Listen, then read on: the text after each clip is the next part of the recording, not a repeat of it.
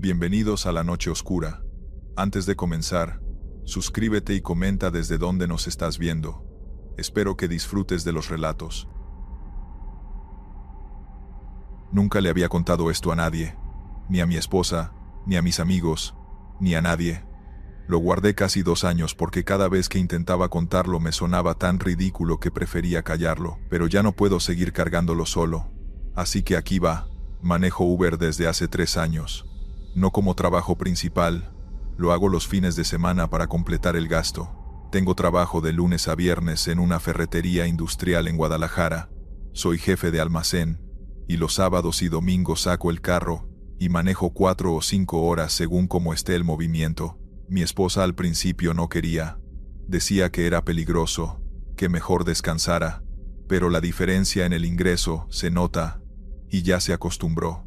No es fortuna, pero ayuda. Nos ayuda. El incidente fue un sábado de noviembre. Noche normal, movimiento regular. Había llevado como 7 u 8 pasajeros sin nada fuera de lo ordinario. Cenar, antros, domicilios, los viajes de siempre. Como a las 11:30 me llegó una solicitud de viaje. Zona Zapopan, colonia residencial, destino una dirección en Tlaquepaque.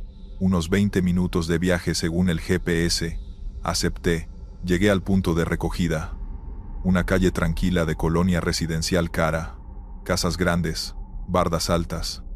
Poca gente en la calle a esa hora. El punto marcado estaba frente a una casa con reja negra y jardín adelante. Esperé el tiempo normal, 1 minuto, 2. A veces la gente tarda. Al tercer minuto salió una mujer, sola, de unos 40 años diría yo. Bien vestida, no de salir a antro sino de otra cosa. Traje sastre oscuro, cabello recogido, bolsa de mano pequeña, cara seria, de las que no sonríen al subirse al carro ni dicen buenas noches. Se subió al asiento de atrás sin decir nada. Confirmé el destino en voz alta como hago siempre. Una dirección en Tlaquepaque. Ella no contestó pero tampoco corrigió nada. Arranqué. Los primeros minutos en silencio, normal. Muchos pasajeros van en su teléfono, o simplemente no quieren platicar, y yo lo respeto. Puse música bajita de fondo como siempre. A los 5 minutos la mujer habló. ¿Cuánto tiempo lleva manejando Uber?, me preguntó. Voz tranquila, sin tono de conversación casual, más como entrevista. 3 años, le dije. ¿Y ha llevado pasajeros que no existen? No supe si escuché bien. ¿Perdón? Que si ha llevado a alguien que después resultó que no era real. Miré por el espejo retrovisor. La mujer me miraba directamente, sin sonrisa, sin señal de que fuera broma. No entiendo la pregunta, le dije. Ella se recostó un poco en el asiento. No importa, siga manejando. Seguí, pero la pregunta me quedó rondando. Pasajeros que no existen, ¿qué significaba eso? Intenté no pensar en ello y concentrarme en el camino. Llevábamos como 12 minutos cuando el GPS me indicó que tomara una salida hacia una calle secundaria. La tomé.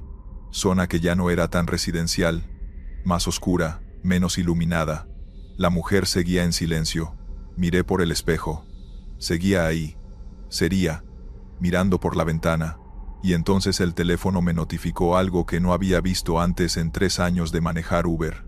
Una alerta en la aplicación, roja, que decía simplemente, verifica a tu pasajero. Sin más explicación, sin instrucción adicional, solo eso, verifica a tu pasajero. Nunca había recibido esa alerta. No sabía que existía esa alerta. Miré por el espejo de nuevo. La mujer seguía igual, mirando por la ventana. ¿Todo bien?, le pregunté. Sí, dijo. Una sola palabra. Tomé la siguiente calle que indicaba el GPS. Oscura, industrial, sin gente.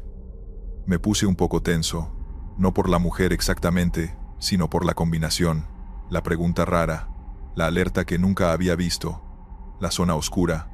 ¿A qué va a Tlaquepaque tan noche?, pregunté para romper el silencio, y también para escuchar qué decía. A ver a alguien, dijo. ¿Un familiar? Pausa. Ya no. No pregunté más. Otros 5 minutos en silencio. El GPS anunció que llegábamos al destino en 2 minutos. Una calle de Tlaquepaque. zona mixta entre residencial y comercial, y entonces la mujer habló de nuevo. ¿Conoce la historia de los viajes de Uber que no quedan registrados? No, dije. Y era verdad. Dicen que a veces la aplicación acepta viajes de personas que ya no están, que el sistema no distingue entre una cuenta activa de alguien vivo y la de alguien que murió recientemente, que los cargos se hacen igual a la tarjeta, que el viaje aparece y desaparece del historial. Me quedé callado. ¿Y usted por qué sabe eso?, pregunté finalmente. Silencio largo. El GPS anunció que habíamos llegado. Me orillé. Paré el motor. Me volteé hacia el asiento trasero. Vacío. La puerta no se había abierto. No había escuchado el seguro. No había sentido el movimiento del carro cuando alguien baja. El asiento trasero estaba vacío, y la puerta estaba cerrada, y yo no había escuchado nada. Revisé la aplicación. El viaje seguía activo. Destino alcanzado. Pasajero. Nombre que no voy a escribir aquí porque todavía me da cosa verlo. Calificación pendiente. Cobro procesado. Todo normal en la pantalla. Todo completamente normal. Bajé del carro. Abrí la puerta trasera. Vacío. El asiento sin nada, sin bolsa olvidada, sin olor a perfume, sin ninguna evidencia de que alguien hubiera estado ahí 20 minutos. Caminé hasta la dirección del destino. Una casa, con una corona de flores en la puerta. De esas coronas que se ponen cuando alguien muere y viene gente a dar el pésame. A esa hora de la noche, la corona seguía en la puerta, y adentro había luz. Alguien de luto adentro a las 12 de la noche. Me quedé parado en la banqueta frente a esa casa, un momento que no supe cuánto duró. Busqué en la aplicación el historial del viaje. Estaba ahí. Con todo. Duración, ruta, cobro, todo, registrado.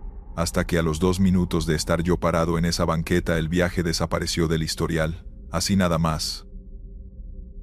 Como si nunca hubiera existido. El cobro también. 0 pesos cobrados, 0 registro. Nada. Manejé a mi casa sin aceptar otro viaje esa noche. Le dije a mi esposa que me había sentido mal del estómago. Ella me creyó, o hizo como que me creyó. Me acosté. No dormí. Al día siguiente revisé la aplicación 100 veces. Ningún rastro del viaje. 0. Llamé a soporte de Uber para preguntar por la alerta roja que me había salido. La de verifica a tu pasajero.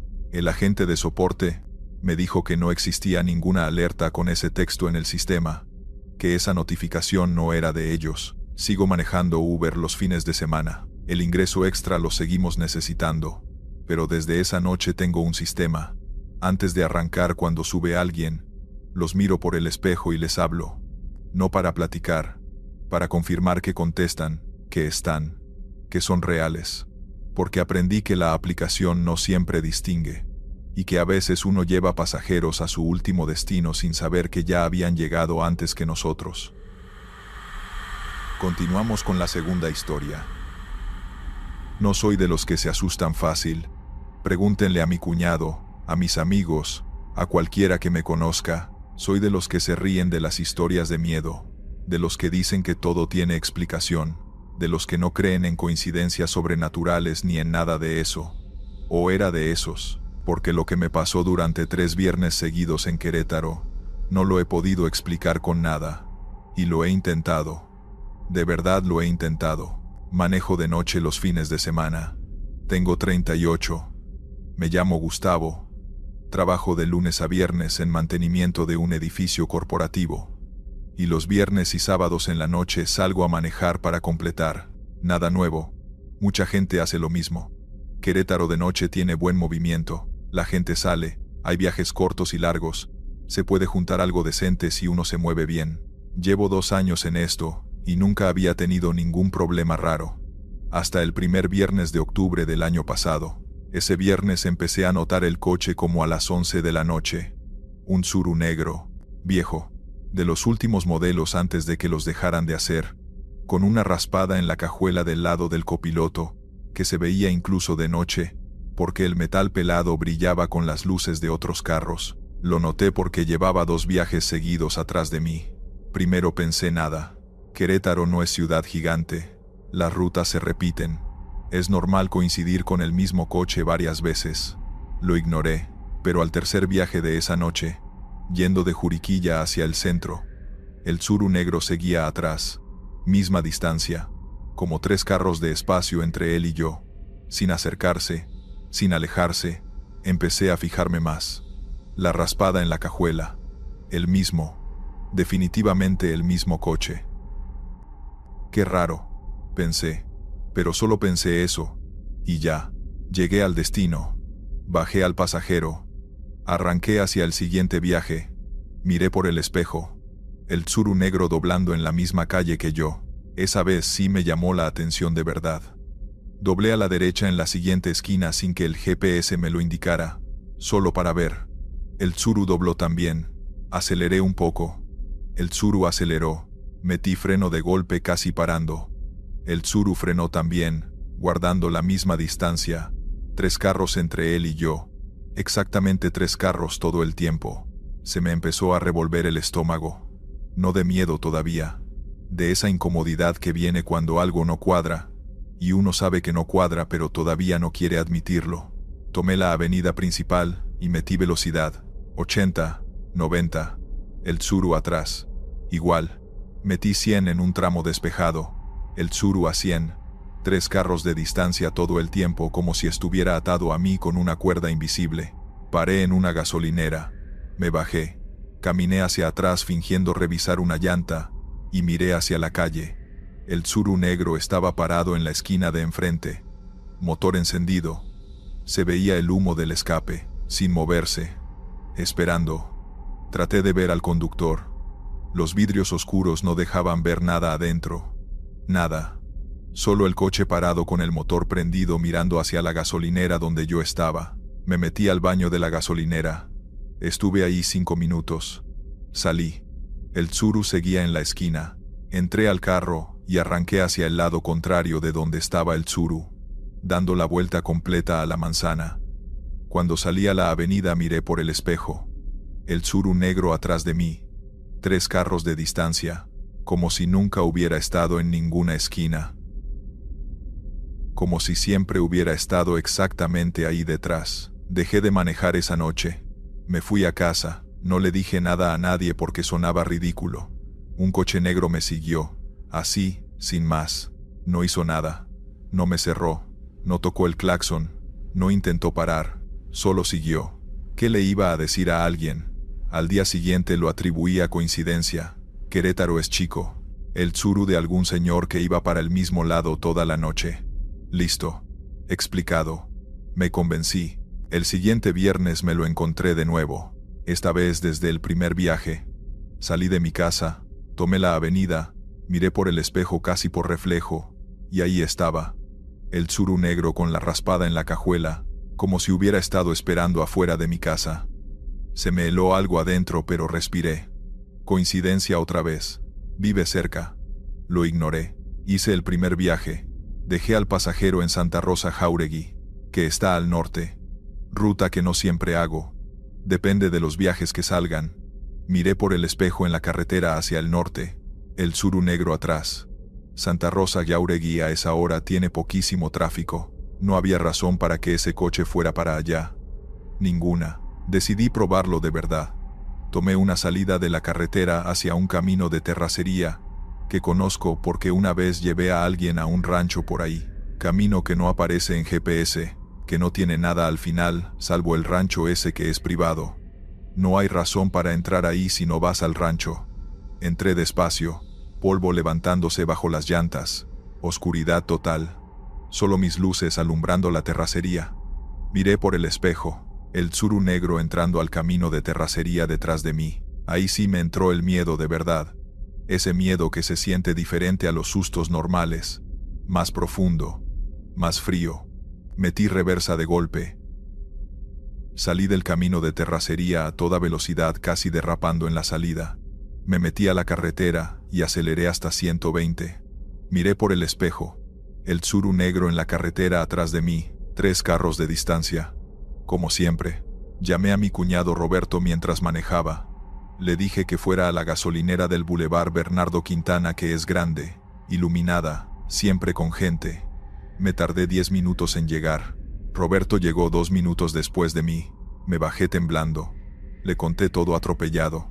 Roberto me escuchó con cara de no creerme del todo. ¿Dónde está ahorita?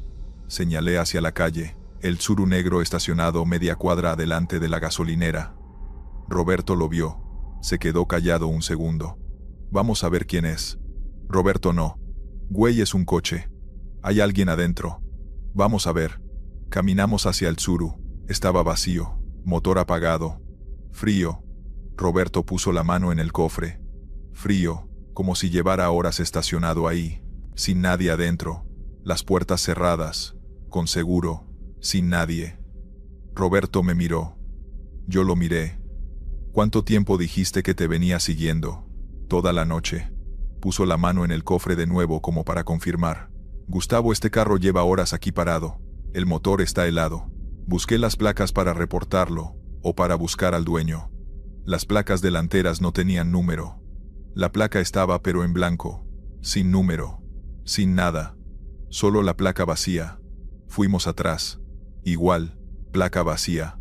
Roberto me tomó del brazo. Vente. Vamos a tomar algo y me cuentas bien. Nos fuimos a una taquería cercana. Cuando salimos 40 minutos después, el Tsuru negro ya no estaba. Tercer viernes. No quería salir. Le dije a mi esposa que estaba cansado, pero necesitaba el dinero de ese fin de semana y no podía darme el lujo de quedarme. Salí. Primera vuelta a la manzana de mi casa. Primera vez que miré por el espejo. El Tsuru negro. Atrás. 3 carros de distancia. La raspada en la cajuela brillando con la luz de un poste. Esa vez no intenté correr. No llamé a nadie. Solo manejé normal. Hice mis viajes. Subí pasajeros. Los bajé. Seguí la ruta normal. Y el Tsuru negro atrás todo el tiempo. Sin acercarse. Sin hacer nada. Solo ahí. Permanente. Como una sombra con llantas. A la 1 de la mañana, después de mi último viaje, me orillé en una calle sola. Apagué el motor. Apagué las luces. Y le hablé al espejo retrovisor, sabiendo que el Tsuru estaba atrás, aunque no pudiera verlo en la oscuridad. No sé qué eres ni qué quieres, pero ya me cansé. Silencio. Ya me cansé. Repetí. Prendí el motor. Prendí las luces. Miré por el espejo. La calle vacía. Sin Tsuru. Sin nada. No volvió a aparecer ese viernes. No apareció el siguiente fin de semana. No ha vuelto a aparecer. Y no sé si fue porque le hablé, o porque se aburrió, o porque terminó lo que sea que estaba haciendo. Lo que sí sé es que desde entonces miro diferente el espejo retrovisor. No por miedo exactamente, sino porque aprendí que a veces lo que te sigue no necesita acercarse para afectarte. A veces solo necesita estar ahí, noche tras noche, recordándote que sabe exactamente dónde estás. Vamos con la tercera historia. Me llamo Gerardo Tapia. Tengo 44 años y manejo Uber en Monterrey desde hace 5 años. Nunca me consideré un hombre miedoso. Crecí en Apodaca, Colonia Brava, de esas donde aprendes desde chico a leer a la gente, a detectar quién trae malas intenciones y quién no. Ese instinto me había sacado de situaciones complicadas más de una vez en la vida. Confiaba en él, como confío en mis manos para manejar. Esa noche, mi instinto falló, o más bien, lo que encontré esa noche era algo para lo que ningún instinto de este mundo te puede preparar. Era viernes, finales de octubre. No recuerdo el día exacto, pero sí que hacía un frío raro para Monterrey, en esa época. Un frío húmedo, que no es normal aquí. Llevaba como 6 horas manejando. Había tenido una buena noche, varios viajes al centro, un par de carreras largas hacia San Pedro. Ya pensaba en hacer 1 o 2 viajes más y retirarme cuando me llegó la solicitud. El pasajero se llamaba Aurelio. Sin foto de perfil, 4 estrellas exactas, dirección de recogida en una zona de Escobedo que yo conozco bien, destino marcado en García, municipio contiguo, unos 25 minutos de camino, tarifa decente. Lo acepté. Llegué al punto de recogida, una calle de casas normales, colonias de trabajadores, nada fuera de lo común. Esperé. Al minuto y medio apareció un hombre por la banqueta. Calculé unos 50 y tantos años. Complexión robusta, chamarra de mezclilla, gorra de béisbol oscura, una bolsa de plástico en la mano como de quien viene de la tienda. Cara seria pero sin alarmas. Subió al asiento trasero. «Buenas noches», dije. «Buenas», contestó seco. Arranqué siguiendo el GPS, que me marcaba tomar Avenida Nogalar para conectar con la carretera hacia García. Ruta lógica, ruta que conozco, ruta que he hecho decenas de veces. Llevaba como 3 minutos manejando cuando Aurelio habló. «Por aquí no. Métase por esa calle de la derecha», señalaba una calle lateral, sin nombre visible en ese momento, que se metía entre un bloque de bodegas industriales. «El GPS marca por Nogalar», le dije con respeto, sin confrontar. «Por Nogalar hay tráfico», dijo. «Por acá es más rápido». Yo conozco. Eran las 12:40 de la mañana. Nogalar estaba prácticamente vacía cuando la vi al pasar. Pero el pasajero dice que conoce. A veces sí tienen razón. Hay atajos que el GPS no agarra. No hice caso de la incomodidad que empecé a sentir, y agarré la calle que indicó. Era una calle pavimentada pero angosta, con bodegas cerradas a ambos lados, sin banquetas, sin iluminación constante, postes separados por distancias largas, zonas de sombra entre uno y otro, sin tráfico, sin peatones. Manejé despacio. El GPS se recalculó y me marcó dar vuelta a la derecha en la siguiente bocacalle para retomar una avenida. Aurelio volvió a hablar antes de que yo diera la vuelta. «No, siga derecho. Derecho me lleva a una zona sin salida según el mapa», le dije, mirándolo por el retrovisor. «No tiene sin salida. Siga derecho». Yo sé, algo en su tono cambió en ese momento. No fue agresivo, no levantó la voz. Fue lo contrario. Se volvió más calmo, más lento, como alguien que está muy seguro de lo que dice y no necesita insistir con fuerza. Esa calma fue lo que me puso los pelos de punta más que cualquier grito hubiera podido hacerlo. Seguí derecho. La calle se fue poniendo peor.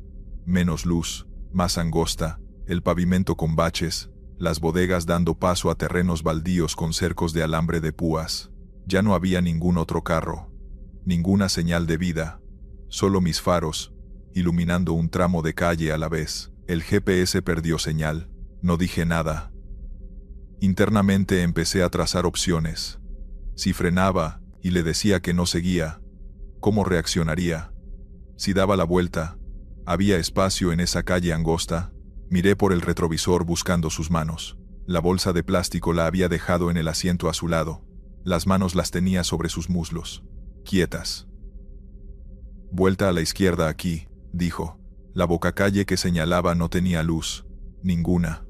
Negro completo más allá de donde alcanzaban mis faros. «Oiga», le dije, tratando de sonar tranquilo. «Ya se me fue el GPS y no conozco bien por acá. Prefiero regresar a la ruta principal». No hubo respuesta inmediata. Lo miré por el retrovisor. Aurelio estaba mirando por la ventana lateral, hacia afuera, hacia la oscuridad de esa calle, y en su cara había algo que no esperaba ver.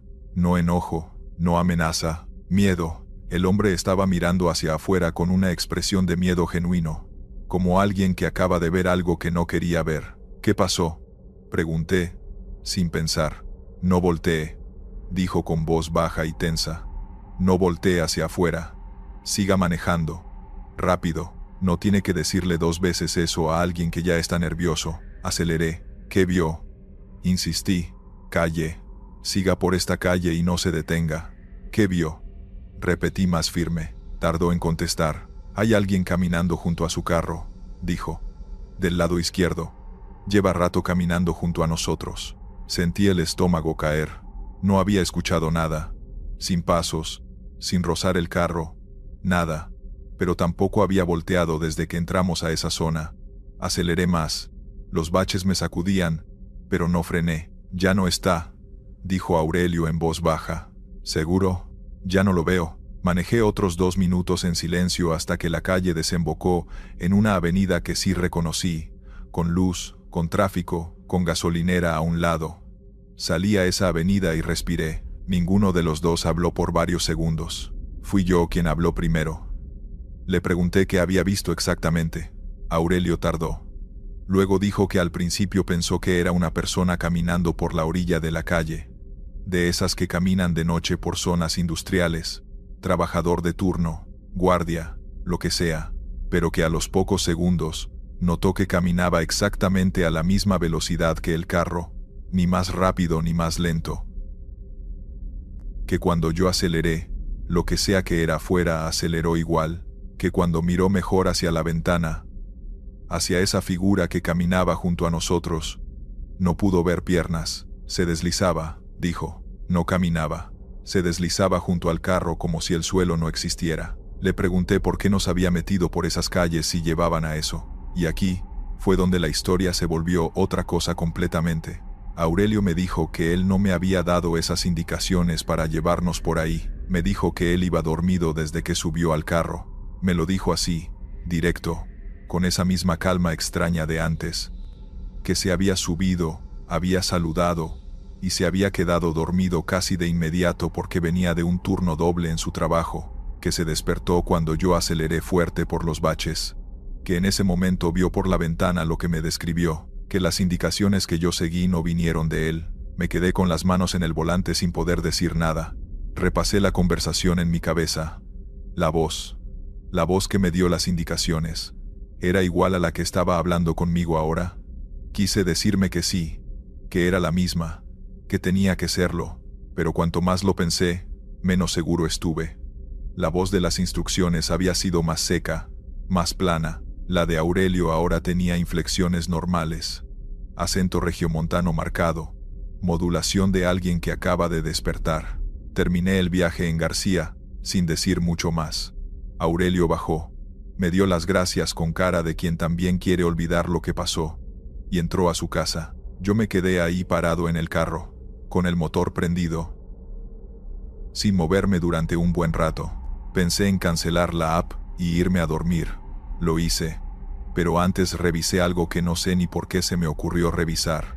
Abrí el historial de la app y entré al detalle del viaje. Todo normal, mapa del recorrido, tiempo, tarifa, pero el mapa del recorrido mostraba la ruta que había tomado, las calles por donde me metí, y en el mapa, la ruta alternativa que seguí, las calles de las bodegas, los terrenos baldíos, el tramo sin luz donde Aurelio vio lo que vio. Esa ruta era un círculo perfecto. Había entrado y salido exactamente por el mismo punto. Pero el tiempo que marcaba el recorrido por ese tramo eran 22 minutos. Yo juro que en esas calles estuve máximo 8 minutos. 10 si acaso. Faltan 12 minutos que no sé dónde quedaron. 12 minutos que el teléfono registró pero que yo no recuerdo haber vivido. Al día siguiente le conté a mi esposa. Ella me dijo que dejara de manejar de noche, que no valía la pena, que había otras formas de completar el gasto. Llevo 6 meses sin aceptar un solo viaje después de las 11.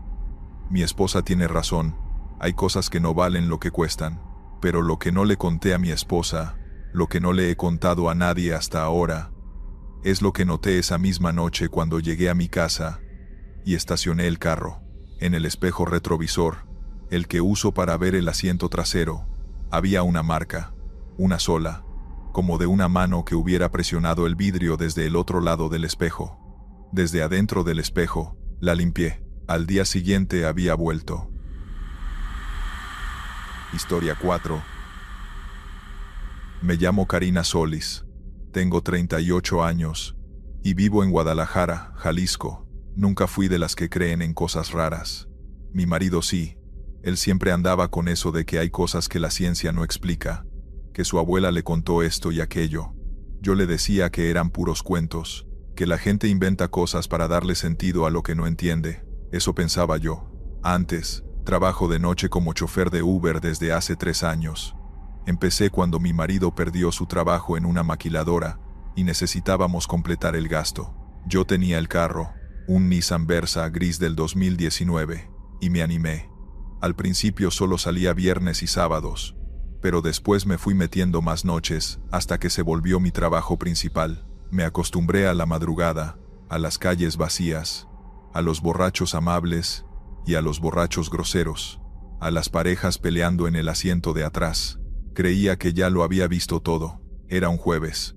Eso lo recuerdo porque los jueves son lentos, y yo andaba considerando irme a dormir temprano, como a las 11. Pero me llegó un viaje largo, de Zapopan hasta el aeropuerto, y lo acepté. Buena tarifa, 40 minutos de camino. Vale la pena, me dije. El pasajero se llamaba Ernesto. 4 estrellas y media, bastantes viajes acumulados. Foto de perfil donde se veía un señor como de 50 años. Bigote, cara de persona normal. Lo recogí en un fraccionamiento residencial de Zapopan, de esos con caseta de vigilancia y jardines arreglados. Salió puntual, maleta de ruedas chica, ropa de viaje, saludó bien, me dijo a qué terminal iba, se acomodó y se puso los audífonos. Perfecto. Viaje tranquilo. Tomé el periférico hacia el aeropuerto. Eran las 11:20 de la noche, tráfico casi nulo, buena velocidad, todo absolutamente normal durante los primeros 15 minutos. Entonces el GPS se recalculó solo. No le di importancia al principio. Pasa seguido. Una obra, un accidente, un cierre vial, y el sistema busca otra ruta. Pero la nueva ruta que marcó era rara. Me metía por una carretera que yo no reconocía. Una salida del periférico, que no recordaba haber tomado nunca en 3 años manejando esa misma ruta. Iba a ignorarla y seguir derecho, pero en ese momento el GPS de mi teléfono y el GPS del carro, que son distintos, los dos marcaron lo mismo al mismo tiempo. La misma desviación, la misma calle. Pensé que de verdad habría algo adelante bloqueando el camino, y agarré la salida. La calle era pavimentada pero angosta. A los lados había bardas largas, de esas industriales, sin ventanas ni letreros. Ningún negocio abierto, ninguna casa, solo bardas grises bajo los postes de luz que había cada 100 metros más o menos. Normal para una zona industrial de noche. Manejé como 3 minutos por ahí. El GPS seguía marcando que iba bien. Ernesto se quitó un audífono. «Oiga, ¿por dónde vamos?», preguntó sin alarma. «Solo curiosidad. El GPS me mandó por aquí», le dije. «Debe haber algo en el periférico». Él asintió y volvió a ponerse el audífono. Fue exactamente en ese momento cuando el carro empezó a desacelerar. No frené. Mi pie estaba en el acelerador, pero el carro bajaba de velocidad solo, como si algo lo jalara hacia atrás. Metí más acelerador. Nada. Seguía bajando. 50 kilómetros, 40, 30. Ernesto se volvió a quitar los audífonos. «¿Qué pasó?». «No sé», le dije. «El carro no responde». Revisé que no estuviera en una marcha rara, que no hubiera algo en el tablero. Todo normal, las luces bien, el motor sonando sin problema, pero el carro seguía perdiendo velocidad hasta que se detuvo completamente en medio de esa calle, sin que yo hiciera nada para pararlo. Apagué y prendí. Arrancó sin problema. Metí primera y aceleré. Avancé exactamente 4 metros y volvió a frenarse solo. Ernesto ya estaba incómodo. Se me notaba en la cara aunque no decía nada todavía. Lo intenté 3 veces más. Igual. El carro avanzaba unos metros y se detenía solo. El motor no se apagaba, no tronaba, no había ninguna señal de falla mecánica. Solo se negaba a avanzar por esa calle. «Voy a echarme en reversa y buscar otra ruta», le dije a Ernesto. Metí reversa. El carro no se movió hacia atrás tampoco. Ahí fue cuando sentí el primer golpe de miedo real. Metí reversa. El motor respondía. Todo sonaba normal, pero el carro estaba fijo como si estuviera anclado al pavimento, como si el suelo lo tuviera agarrado. Ernesto bajó del carro. Supuse que iba a revisar las llantas. Yo también bajé. Las llantas estaban perfectas. No había nada debajo del carro. No había bache. No había accidente. No había nada visible que explicara por qué ese coche no se movía. Fue Ernesto quien lo dijo primero. Señaló hacia el frente, hacia donde la calle continuaba unos 100 metros antes de una curva. «¿Eso siempre estuvo ahí?». Miré hacia donde señalaba. En medio de la calle, a unos 80 metros, había una figura parada. No sé cómo no la había visto antes. Era alta, más de lo normal, y estaba completamente inmóvil bajo uno de los postes de luz. Pero lo raro, lo que me heló los pulmones en ese momento, era que el poste que estaba justo encima de ella no iluminaba nada. Todos los demás postes del camino tiraban su cono de luz normal al piso. Ese no. Donde estaba la figura había una oscuridad que no debería existir con un poste encendido arriba. ¿La ves tú también?, le pregunté a Ernesto. Sí, dijo con voz baja. No era una persona esperando camión. No había paradas por ahí. No era un trabajador, no había ninguna obra. Era una figura parada en medio de la calle a las 11:30 de la noche, en una zona industrial, sin ninguna razón para estar ahí, y no se movía. Igual que los postes. Igual que nuestro carro. Todo quieto. Me late que nos regresemos caminando y llamamos a alguien, dijo Ernesto. Tenía razón. Empezamos a caminar de regreso hacia el periférico, dejando el carro ahí. Ernesto llamó a un familiar. Yo llamé a mi marido. Mientras caminábamos, yo no podía evitar voltear hacia atrás. La figura no se movió en ningún momento mientras la tuvimos a la vista. Llegamos al periférico. Paró un taxi. Ernesto lo tomó y se fue al aeropuerto. Antes de subir me miró y me dijo algo que no olvidé. Me dijo, no vuelva a agarrar esa salida, como si él supiera algo que yo no. Mi marido llegó en 20 minutos. Fuimos juntos en su carro a recoger el mío. Cuando llegamos a la calle, el Versa estaba exactamente donde lo dejé. Mi marido se subió, lo encendió, metió primera y avanzó sin ningún problema. Sin ninguna explicación, sin ninguna falla, como si nunca hubiera pasado nada. Manejó hasta el periférico sin problema. Revisamos el carro al día siguiente en un taller. El mecánico lo chequeó completo. No encontró nada. Frenos perfectos, transmisión perfecta, motor sin fallas. Me dijo que ese carro no tenía por qué haberse detenido así. Busqué en Google la calle donde pasó todo. La encontré en el mapa. Existe. Pero cuando busqué imágenes de esa zona, en Street View, la cámara de Google Street View de esa calle específica, estaba en negro, no imagen disponible, solo en ese tramo. Las calles de alrededor, normales. Ese tramo, negro. Lo que más me perturbó no fue el carro ni la figura, fue que llamé a Ernesto al día siguiente, porque me había dejado sus datos en la app para el reporte del viaje. Le pregunté si estaba bien, si había alcanzado su vuelo. Me dijo que sí. Luego le pregunté si recordaba bien lo que habíamos visto. Se quedó callado un momento. Luego me dijo algo que me puso la piel de gallina. Me dijo que él había tomado esa misma ruta una vez antes, 2 años atrás. También de noche. También en Uber. También en esa zona. Le pregunté qué había pasado esa vez. Dijo que su carro de ese entonces también se había detenido solo. Que también había visto la figura, que también había dejado el carro y se había ido caminando, pero que esa vez, uno de sus compañeros de viaje, un hombre que iba con él, había decidido no irse caminando, había decidido quedarse esperando junto al carro, a que pasara alguien que los ayudara. Le pregunté qué había pasado con ese hombre. Ernesto tardó varios segundos en responder, no lo volvió a ver. Presentó la denuncia, me dijo.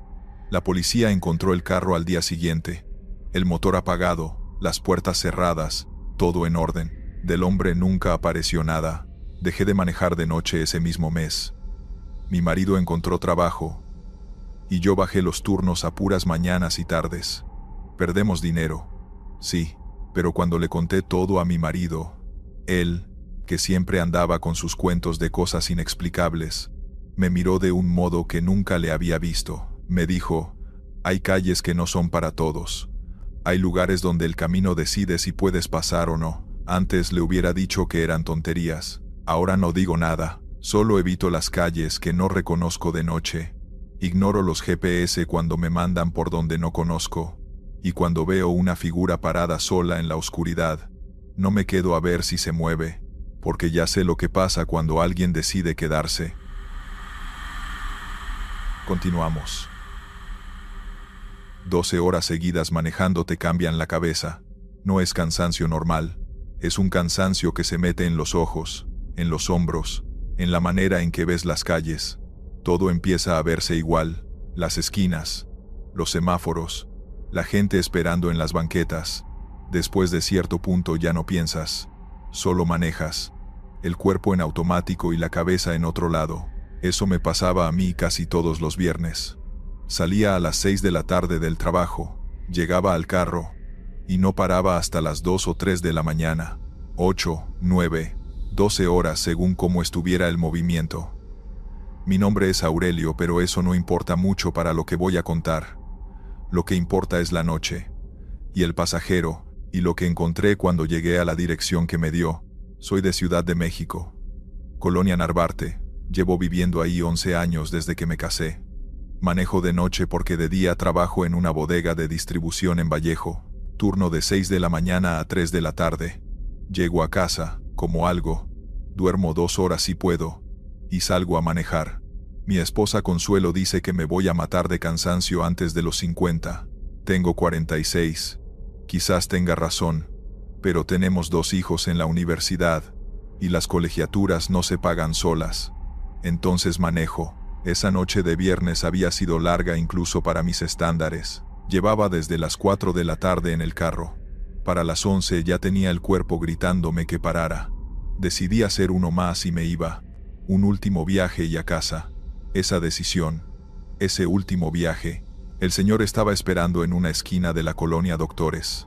Parado en el borde de la banqueta, bien ubicado, fácil de encontrar, hombre mayor. De unos 65, 70 años, traje gris, corbata aflojada, pelo blanco bien peinado. Cara de señor que fue importante en algo, de esos que cargan el peso de haber sido alguien y ya no serlo. Se subió despacio, con cuidado, como se sube la gente mayor que cuida las rodillas. «Buenas noches», me dijo. Voz grave, educada. «Buenas noches», le contesté. Me dio la dirección de viva voz. Colonia del Valle, una calle que conozco bien. 15 minutos máximo. Arranqué, los primeros minutos callados. Yo con la música bajita, él mirando por la ventana. Ciudad de México de noche desde un carro tiene algo. Las luces, el movimiento, la cantidad de vidas paralelas que uno roza sin conocer. Llevábamos 5 minutos cuando habló. «¿Cuántos años lleva en esto?» «Casi 4», le dije. «¿Y le gusta?» Pensé un segundo. «A veces». Se rió apenas, una risa suave, de señor que entiende las respuestas que no son completamente honestas ni completamente mentiras. Buena respuesta. Silencio otro rato. Luego él otra vez. ¿Conoce bien esta ciudad?» «Bastante bien». «¿Ha visto cosas raras manejando de noche?» Lo miré por el espejo. Sonrisa tranquila. Cara de alguien que pregunta porque genuinamente quiere saber, no para asustar ni para presumir. «Algunas», dije con cuidado. «Yo también», dijo él. Y luego nada más. Como si eso fuera suficiente. Doblé en Insurgentes hacia el sur. Tráfico ligero a esa hora. Buenas luces, avanzando bien. El señor se había recostado un poco en el asiento, los ojos entrecerrados pero no dormido, pensando, ese tipo de silencio de persona que tiene algo adentro que no ha dicho. Conocí ese silencio porque lo tengo yo también muchas noches manejando, cosas que uno carga y que no encuentra dónde dejar. «¿Tiene familia?», me preguntó de repente. «Sí. Esposa, 2 hijos». «¿Los ve seguido?». La pregunta me pareció rara, pues vivo con ellos. «No es lo mismo vivir con alguien que verlos», dijo, sin tono de regaño, como observación, como alguien que aprendió eso de la manera difícil. No supe qué contestar. «Tiene razón», dije finalmente. El señor asintió despacio. «Cuídalos. El trabajo siempre va a estar. Ellos no siempre». Doblé hacia Del Valle. Ya faltaba poco. Las calles más tranquilas, arboladas, de esas calles de colonia cara, que de noche huelen a jacaranda si es la temporada. «¿A qué se dedica usted?», le pregunté. «Me dediqué», corrigió. «Fui abogado. 40 años». «¿Y ya se jubiló?». Pausa. «Algo así». Miré por el espejo.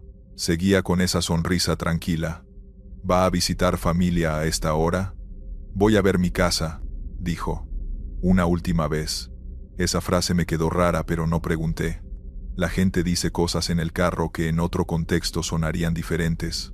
En el carro de noche la gente habla de otra manera, más honesta a veces, más rara otras. El GPS me indicó que doblara a la derecha. Lo hice. La calle del destino apareció.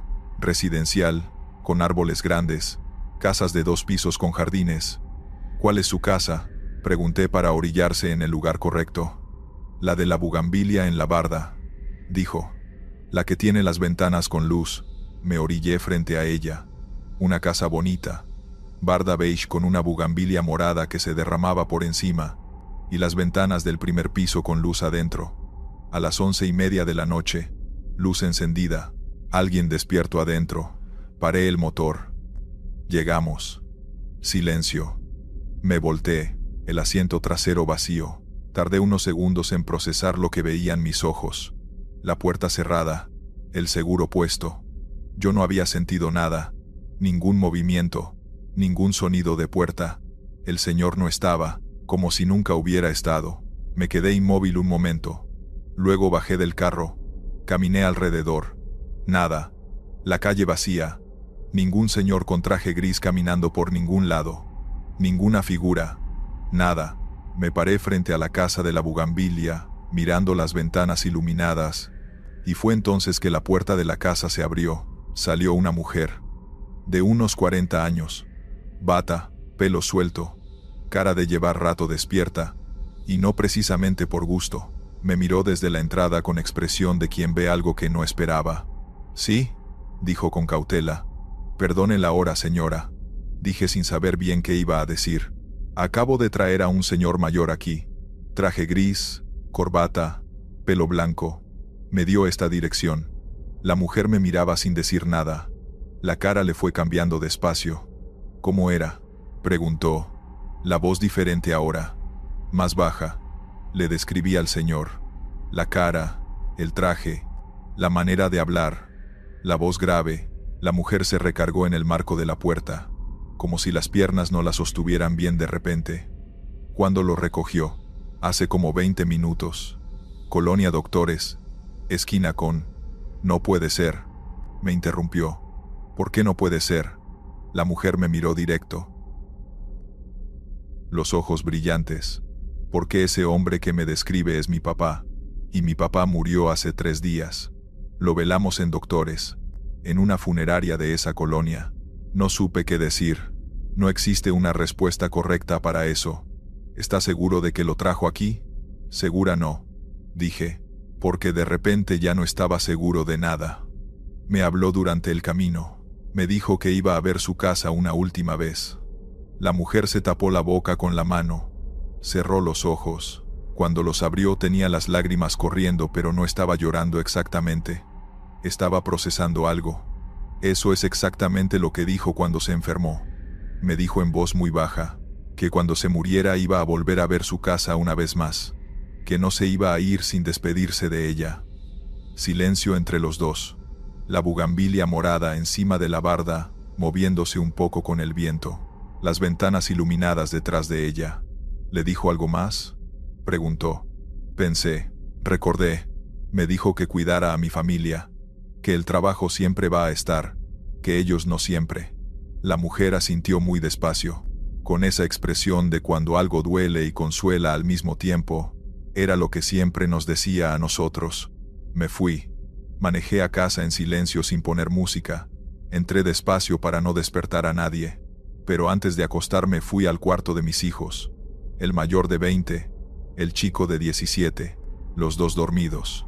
Me quedé en el marco de la puerta viéndolos un momento, cosa que no hacía desde que eran chicos. Luego fui al cuarto. Desperté a Consuelo suavemente. Ella abrió los ojos asustada. ¿Qué pasó? Nada, le dije. Solo quería verte. Me miró raro. Aurelio, son las 12 de la noche. Ya sé. Duérmete. Se dio vuelta. Yo me quedé despierto un rato, pensando en un señor de traje gris que usó su última noche en volver a ver su casa, y en lo que me dijo en el camino, que el trabajo siempre va a estar, que ellos no siempre. Desde esa noche salgo menos horas, no lo suficiente todavía. Consuelo dice que sigo exagerando, pero menos. Algo es algo.